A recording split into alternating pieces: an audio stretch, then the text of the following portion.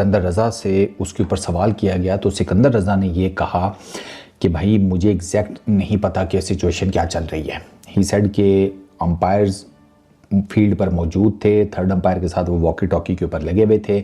हमें on field umpires ने कहा जी कि आप अपनी अपनी पोजीशंस पर चले जाएं जब ये फैसला हुआ पेनल्टी का एंड ऑल दैट। हमारे सुपरस्टार ने तो गेंद भी चबाई थी, पिच को भी खोदा था, पैरों से खड़े होकर सब करते हैं। कोई ऐसा मतलब वो नहीं होगा कि उसके बाद क्या वो बेचारे क्या कहीं नामी में चले गए। नहीं है बट सिकंदर ये क्या बात हुई कि सब करते हैं तो एक्सेप्टेबल तो नहीं है ना, बेशक सब करते हो तो पीसीबी की तो गुड ऑन ये हुआ ऐसे। जी जी बिल्कुल ऐसे ही हुआ है। ऐसे रखी हुई थी, ऐसे हाथ रखा हुआ था या हो रहा था कुछ नहीं जब वो हाथ हटा तो वो थंब वही था।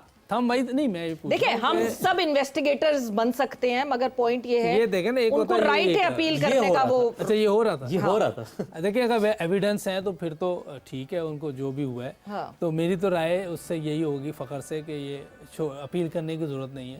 कि जिस तरह सिकंदर बख्श साहब ने कहा कि ये सब कुछ होता है, बिल्कुल ठीक है, लेकिन मेरा ख्याल है कि थोड़ा जल्दी घर गए अंपायर। बहुत उन्होंने जो है वो एक्सीलेटर दबाया, थोड़ा तामुल के साथ भी इस चीज को हैंडल किया जा सकता था और मैच के बाद जो है वो सरजनिश की जा सकती थी और मैच के बाद जो है वो कॉल किया जा सकता था। ये टू मच हुआ है जो भी हुआ है, इससे लीग की साख भी मुतासिर हुई है। दुनिया जब ये बादशाह चल रही थी, इवन ही सेड कि मेरे कैप्टन शाहीन को भी उन्होंने कहा कि आप भी अपनी पोजीशन पर चले जाएं, वो are in talks with the third umpire. ठीक है, तो ही सेड कि मुझे नहीं आइडिया इस बारे में, आपको सबसे बेहतरीन अगर कोई बता सकता है तो वो ऑन फील्ड अंपायर्स हैं या फिर थर्ड अंपायर है। और मेरा भी मानना ये है या मुझे ऐसे लगता है कि शायद ऑन फील्ड अंपायर्स को थर्ड अंपायर ने कुछ बताया है कि यार ये मुझे ना ये चीज़ ठीक नहीं लग रही। वो जो फ़खर जमान ने गेंद को यूँ हाथ में पकड़ा हुआ था, but I repeat it again कि फ़खर जमान ने उसी तरीके से गेंद को, या बिल्कुल एग्जैक्ट नहीं तो थोड़ा सा बिल्कुल उसी तरीके से, यानी कि हाथ यूँ गेंद के ऊपर रख कर गेंद को IL T20 में भी पकड़ा हुआ था। उसकी भी फुटेजेस हैं। तो आई एम नॉट सेइंग कि की है नहीं की, वो अब अंपायर्स जानेंगे, थर्ड अंपायर, मैच रेफरी। तो एक चीज़ तो ये सिकंदर रज़ा ने ये चीज़ क्लियर कर दी, अपना पॉइंट उन्होंने क्लियर कर दिया कि मैंने बिल्कुल नहीं की, ना मैंने कोशिश की है। हाँ, उन्होंने ये माना कि मैंने गेंद को ड्राई की है। ही सेड कि मैं लॉन्ग ऑन के ऊपर खड़ा था, बाउंड्री कुशंस के करीब, वहाँ पर हल्की सी ड्यू पड़ी हुई थी, गेंद गीला हो रहा था।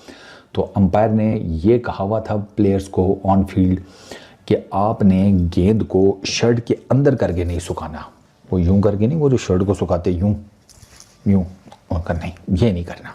तो सिकंदर रज़ा कहता है कि मैंने कहा ठीक है। फिर मैंने ये साइड के मैंने स्लीव्स जो होते हैं ये, इनसे गेंद को सुखाया, जो थोड़ा बहुत वो गीला हुआ था, मतलब बाउंड्री वाली साइड के ऊपर, मिडल में नहीं थी ड्यू, लेकिन इस साइड की बाउंड्री के ऊपर हल्की फुल्की सी थी।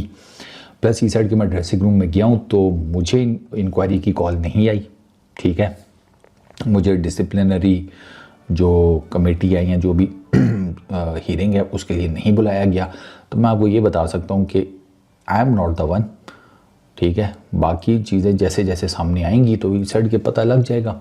और वो चीज़ें सामने आ रही हैं कि फ़खर ज़मान के ऊपर एलिगेशंस लगे हैं, फ़खर ज़मान को चार्ज भी कर दिया गया है 2 डिफरेंट आर्टिकल्स के अंडर।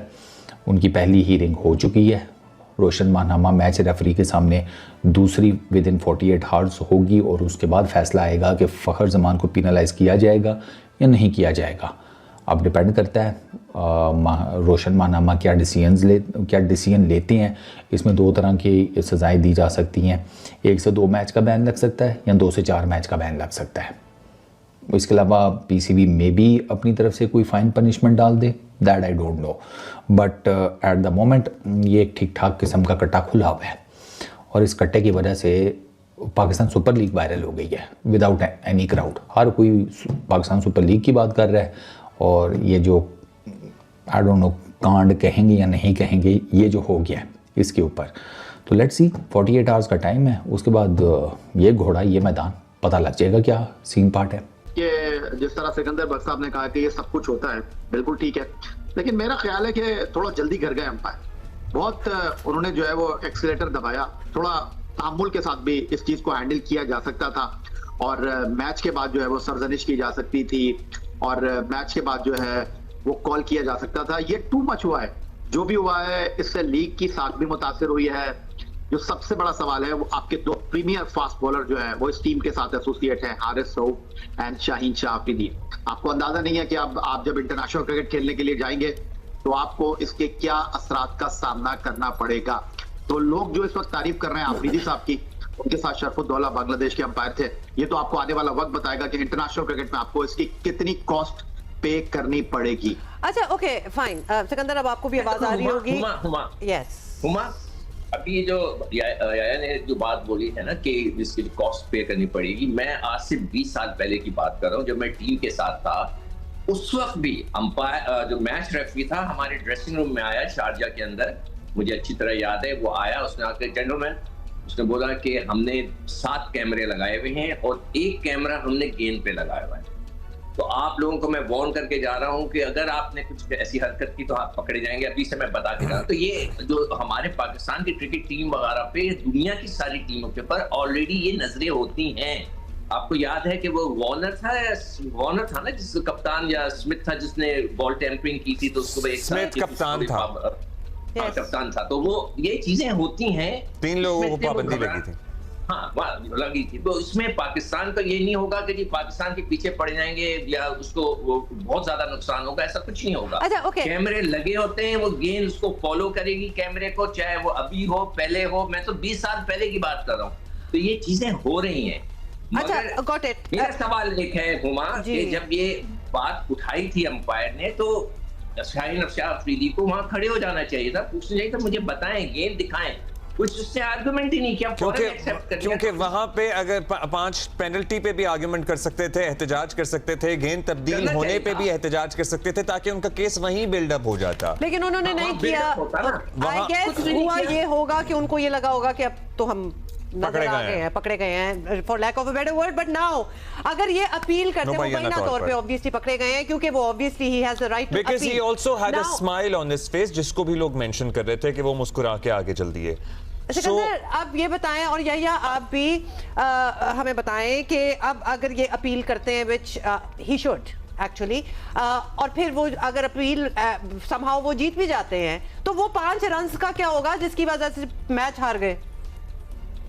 मैं आगे चली गई हूँ, I understand, but I still want to know. मैं आपको टू द पॉइंट जवाब दे दूं, और टू द पॉइंट आपके सवाल का जवाब ये है, होना हुआ ना कुछ भी नहीं है। सिर्फ आप एक रस्मी कार्रवाई करेंगे, अपील में जाएंगे, 2 मैचों की पाबंदी लग चुकी है जो जारी रहेगी। अभी एक चीज आप लोग बात कर रहे थे, इससे पहले भी ये बात हुई है कि जी शाहीन शाह अफरीदी जो है वो अड़ जाते और शाहीन शाह अफरीदी जो है लड़ जाते। जिस तरह अब्दुल्ला ने कहा कि शाहीन शाह अफरीदी प्रेस कॉन्फ्रेंस की है, आप इंटरनेशनल मैच खेल रहे हैं, आप एक लीग का मैच खेल रहे हैं, आप कोई गली की क्रिकेट नहीं खेल रहे हैं। केस हुआ, मुजरिम करार पाए, बैन हुआ, तो अब फखर जमान को चुप कर जाना चाहिए था, या वो अपील में गया था? बिल्कुल ठीक फैसला उनका। उन्होंने आईसीसी में अपील की है महानामा के खिलाफ। अच्छा, ये तो खैर उसकी अपनी वो है, लेकिन मेरा ख्याल था बस छोड़ देना चाहिए था, क्योंकि अपील करो तो बाज का नॉट आउट भी कह देते हैं, नॉट आउट। तो ये भी हो सकता है। बहरहाल वो कर रहा है, देखें इसमें तो कोई शक नहीं, उसका कोई, मैंने तो ऐसी कभी वो बात सुनी नहीं है। लेकिन अगर ये अब महानामा ने या अंपायर ने देख लिया या कैमरेज में आ गया है, एविडेंस है, तो उसको छोड़ देना चाहिए। हो सकता है उसने ना किया हो, वैसे उसने बॉल पे ऐसे रखा हो, मैं ये नहीं कह रहा, क्योंकि जो नजर आ रहा है, जो करने वाली चीज़ है वो नहीं की, वैसे हाथ रखा हो। ये यूसुफ भाई, आप बॉल के ऊपर दूसरा हाथ रखिएगा, एक सेकंड, अब यहाँ से रब कीजिएगा, कुछ इस तरह के नहीं, हमारी बॉल ये इस मैच में हुए नहीं, वो जिसमें उनके ऊपर बैन हुआ है, जिस मैच पे बैन हुआ है ऐसे। जी बिल्कुल ऐसे ही हुआ है। ऐसे रखी हुई थी, ऐसे हाथ रखा हुआ था या हो रहा था कुछ?